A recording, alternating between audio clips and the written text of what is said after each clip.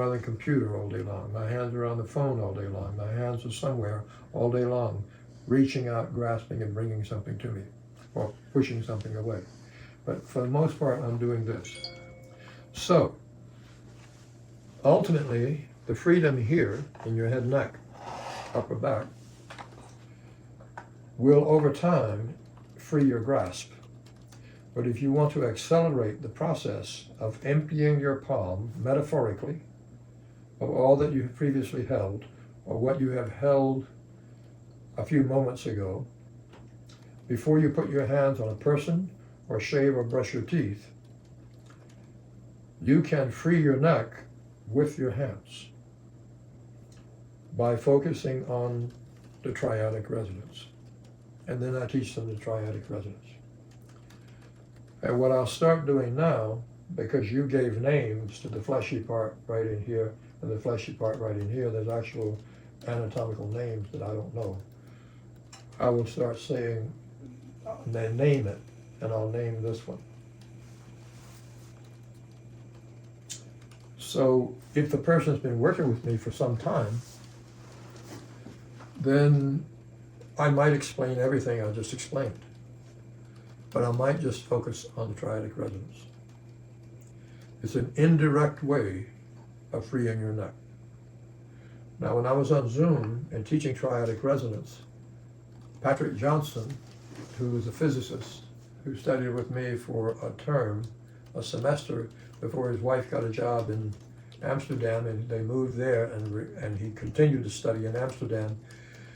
He couldn't buy a lot of what the Alexander world held. So he trained himself in anatomy, being a scientist. And so he came on Zoom, and I explained Triadic Resonance, and he just, I don't understand. He did Triadic Resonance, and he experienced the value of Triadic Resonance. He said, I don't really know how you're doing that, but it's working. So Triadic Resonance is Tommy. And I will introduce it at the next Alexander Congress. Here it goes. So I generally explain to most people Triadic Resonance in context with Alexander's directions. But if a person's been working with me for a time, or just seems appropriate because they're so grabby, I can introduce that first, and that leads into the Alexander directions. You can go both ways. But the thing that probably led me to it was the way that Frank would work with me. Frank Jones would work with me in the chair, and we've gone through that. I'll review it for you. So we'll put a chair there. The question, and I think it's something you have talked about before, where she is curious if you are ever saying the directions to yourself anymore while doing Triadic Resonance, or if you've been doing it so long at this point that it's just internalized, because she feels like she still needs to say the directions. You can't really give them at the same time. There are two sets of directions. One is you're working with that which is primary, which is the head's relationship to the rest of the organism. The other is somewhat secondary, because it's more specific. As you go and work with her, would you say any of Alexander's directions to yourself first? Yes. Ah. If I were catching you, if I wanted to stop you while you were reading, I would come over here. Through my observation of you while you're reading your question, I see that you're doing this and pulling down here. So I would come over and say, stop just for a moment. Your awareness is your reference point now. Listen to my hands, because I am giving you the directions. I am letting the neck be free to lengthen because I'm giving just enough pressure to your neck, muscle tissue, to stimulate lengthening in the muscle. So because of the way that I'm using my hands, your neck is now lengthening as opposed to shortening. And that facilitates, as I come up here, the head coming forward and up. And that brings length and width to your back and your spine. You can say back to lengthen and widen. You can say spine to lengthen, back to widen. So I've caught you in the middle of what you're doing, and your job is to be able to catch yourself in the middle of what you're trying to accomplish and say, is this the moment where I want to just let myself do what I usually do? It's okay. Or do I want to let my neck be free so my head will move away from my body forward and up? That's Alexander's primary directions. That's the inhibitive moment. So I start there, always. I could observe your hands or feel your hands being tight. I could say, now I'm going to introduce to you another concept. What I would do would ask you to do that, and that. No, this. And I would come down and I would explain how the index finger and the thumb join as bones right here. And I don't know the name of this, but you do. In the fleshy part right here. Beneath this is the name of the muscle, name of the tissue, and all three here are carpal bones. So I explained that these two meet right here, and this one just goes straight down. So there's a triad right through here, a meeting place. And if you focus with your intention to release this, and this, and this, if you're grasping like that, this is always tightening here, and this is always tightening here, and this is always tightening here. If you release here, here, and here, your palm begins to open. Your fingers then stretch out from the palm, which is opening, and this keeps releasing, keeps releasing, keeps releasing, and you just count 1, 2, 3, 1, 2, 3. Eventually your palm opens completely. And because I have your hands like this, I'll do it in a minute. You will release here, and here, and here, and here. Indirectly, by working with your hands by themselves, Radius. all the way up to here. Right there. And I have to give you that experience. So I go 1, 2, 3. But I don't do that. I don't go move, move, move. I have an intention. And that intention is to free here, here, here. 1, 2, 3. 1, 2, 3. 1, 2, 3. Then I might do this. 1, 2, 3. This is what Frank did. And he did this. But he released me here without saying 1, 2, 3. Tommy says 1, 2, 3. 1, 2, 3, 1. There it goes. 2, 3. It's moving up here now. 1, 2, 3. You might be seeing it. 1, 2, 3. Frank would then go this way. So I started here. I caught you in the middle of what you were doing habitually. That's my reference point for inhibition. My reference point for withholding definition. I came up here, I lengthened your neck, your head came away from the body forward and up, it brought length and width to your spine. I did that several times. Until you are more upright, I could then have asked you to keyboard. And then I might have noticed that you're tight. And I would say, wait, let's try this as well. And then I taught triadic resonance to you. And I watched this happen, and I watched this happen, and I watched this happening without me touching your head. Frank would do that like this.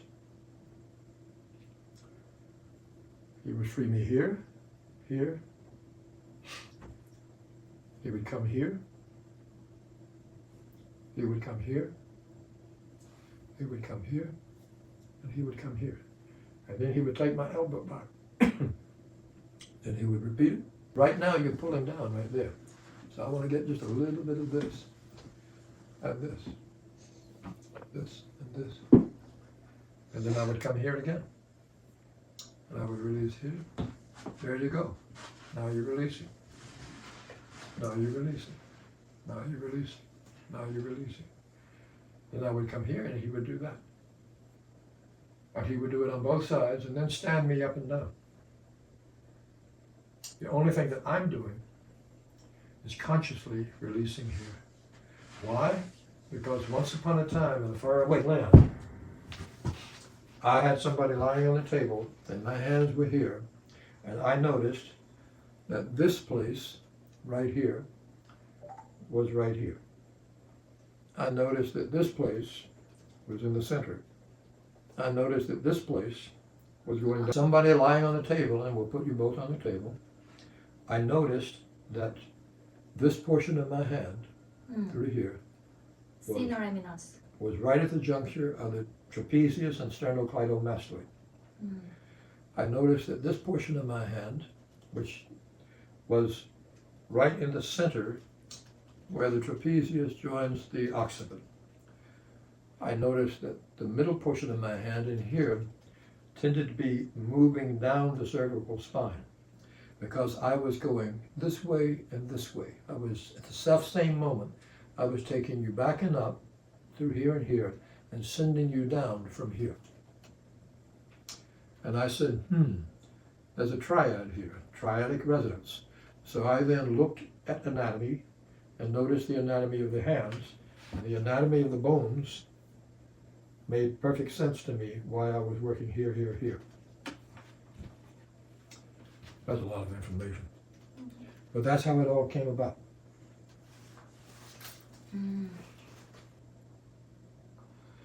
Normally what I do is just ask the person to stand up and sit down. Ask them to notice what they do in their head net. And they notice, some people notice nothing. Some people notice what actually happens. And then I say, okay, let me just work with you for a moment. And I free the relationship of the head relative to the organism. And I say, let me guide you out of the chair. As I start to guide them, they'll pull back. I say, well, just a moment. See if you can not pull back and just follow my hand. And then they, for the most part, they'll come out of the chair and it's easier. And then I say, what did you notice? Some people notice nothing. If they notice nothing, I tell them exactly what they could have noticed. I tell them exactly what they might have noticed if they knew how to notice. But you won't notice if you're not used to noticing or if you're too consumed with accomplishing your objective. So,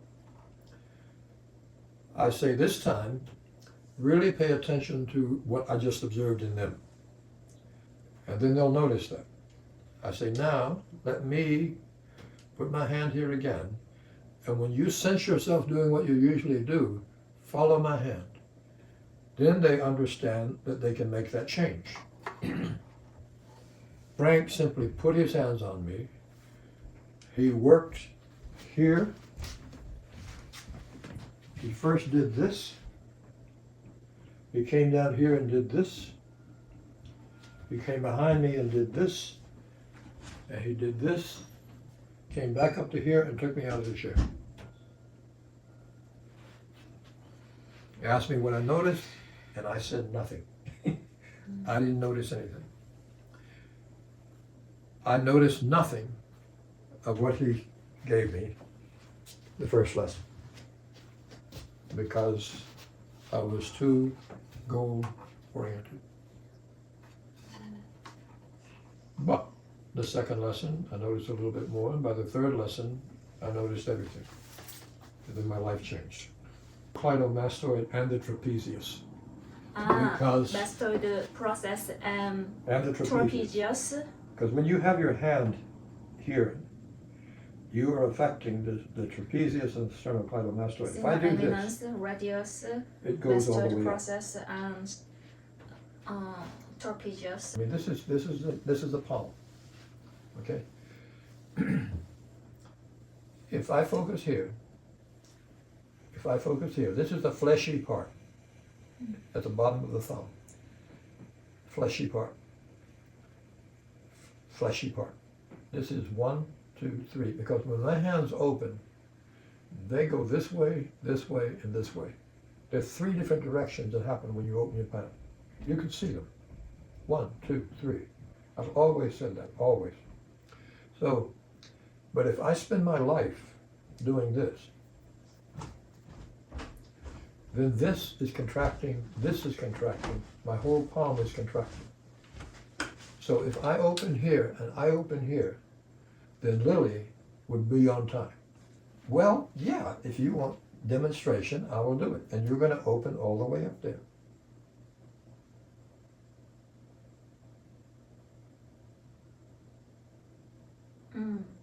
Master the process Yeah. and Now what I feel is Yes. you keyboarding. I still feel you keyboarding.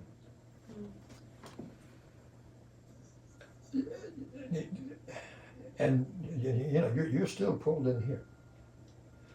So if you put your hands on someone, you're going to give them this message, not this message. You want to give them, Alexander did not do this. Alexander gave the whole message from here. That's what we're doing. And I am suggesting that there's another way, in addition to this, you can message from here. And there you go. my neck is getting longer. Yeah. I just went through a whole spiel. She's got it recorded. Yes, about me being a master, I'm not so sure about that, but But he says. you, Ah, I'm trying to remember what Neil Donald Walsh said. ah, You'll understand what it means when you become what it means. That is it. Yeah. That's a master. You'll understand what it means when you become what it means. I wish I had said that, but I only said it after I read it. But it resonated, but it's true. If you can say it, you can play it. Where you say it, you can play it. I mean, that would apply to a race car driver, that would apply to a dancer, to how anybody. communication with God. So, Ari, the way you phrased the questions was perfect. It really was. You do a good job with that. That's why you even said that. And they're not unusual questions. They're questions that need to be answered. They're question, basically, we're going to do it in a minute.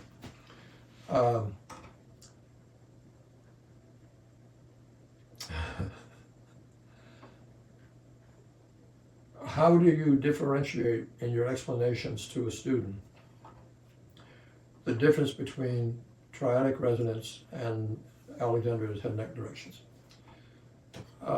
If they both do the same thing. They don't. They do the very same thing. Oh, They do, that's the point. But it's a completely different avenue. He's coming to a primary source. So much in my mind now. On Zoom, I'm just talking, I'm going through an article I wrote called Sun and Moon. I'll explain that in a moment. What Alexander came up with was primary. It was a movement that is primary, if you allow that movement to occur. It's not a primary control, because what happens up in here involves your vestibular system, the inner ear, your eyes, and the head neck reflexes. They all are functioning at the same time to maintain uprightness. Uprightness happens in your ears, uprightness happens in your eyes, uprightness happens in your neuromuscular skeletal self. That's the head neck. So it's a movement that is primary, because when I do this, if you do it the right way, it affects the total pattern of neuromuscular skeletal you. It also frees the vestibular system, and it frees your eyes if you let your eyes be free. what is the vestibular system? It's your ears. Balance. The inner ear.